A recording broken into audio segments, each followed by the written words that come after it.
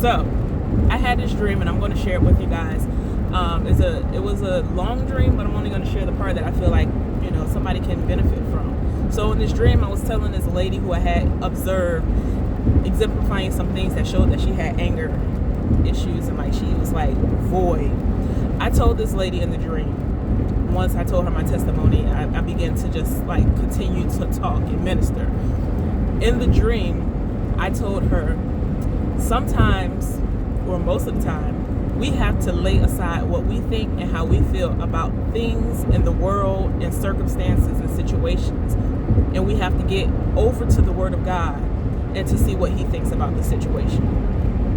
Our lives become changed. This is what I'm telling the lady in a dream. Our lives become changed by us taking God's thoughts and making them our thoughts.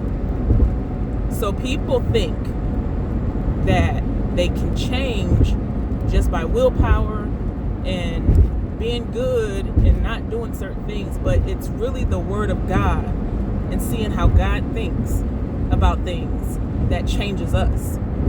So I told the lady in the dream, I said, again, lay aside your thoughts about things for a moment and begin to read the Word of God and see what God thinks about those things. And continue to read, continue to meditate, continue to consult God. It's okay to tell Him how you feel about things. It's okay, because He wants to know.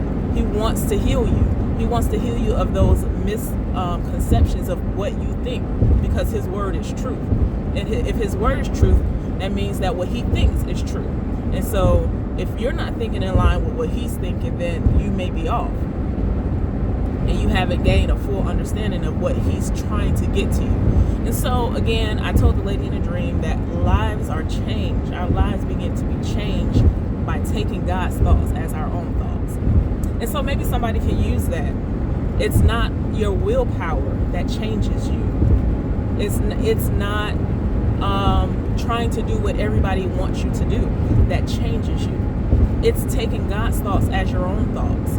It's meditating. It may take time. It may take time for you to get in line with what God says, but that doesn't mean that it's not God. It doesn't mean that it's not the truth.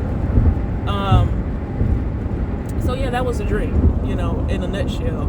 It was a long dream. The lady turned into a man and all that kind of stuff, and I began to continue to minister to that person, and then the dream turned into something else, and I woke up. But maybe that's the message for somebody who does not understand how am I supposed to live this God life? Like, what does it mean to live for God and all that kind of stuff? Look in the Word of God for His thoughts concerning things. You want to know what He thinks about abortion. You want to know what He thinks about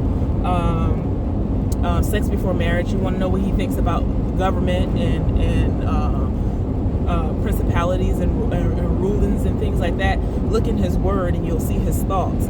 And when you believe Him, your thoughts will begin to line up with His thoughts. And when that happens, you'll have a desire to do what it is that He says is pleasing to Him. Not because you're legalistic, not because you're trying to be a people pleaser, not because you think that you are perfect, none of that. It's because that your thoughts line up with God's thoughts, and you want to please God.